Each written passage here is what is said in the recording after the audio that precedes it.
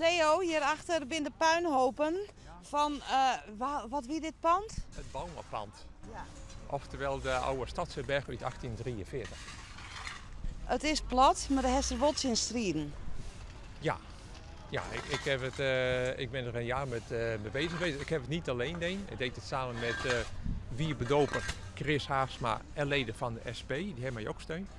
En we hebben een jaar lang hebben we heel veel tijd en energie gestoken om dit, pand is nou veut, maar om dit Bouwmapand van Sneek te behouden. Waarom vond je hem dat zo belangrijk? Nou ja, er is in Sneek al een heleboel afbroken en het gaat ook mijn deur. En ik dacht, wil ik toch van me laten horen. Dus ik wil me inzetten om dit pand van Sneek te behouden. Waarom wie dit zo belangrijk voor Snitsviest? Het stond op een heel beeldbepalende plek. Het is in 1842 is hier een poort gesloopt, de Oosterpoort. En om de leegte en het verlies enigszins te compenseren, hebben ze hier een hele grote stadsherberg neerzetten. En dat is een hartstikke mooi pand. Maar wie ik vertut is, hè? Ja, en niet zo'n beetje ook, het was heel erg, maar het was er wel te restaureren. Het was er best wel in een goede staat. De strijd is verlend, er komt wat oors voor in het plak. Zou ze nou voor orenpan nog strijden?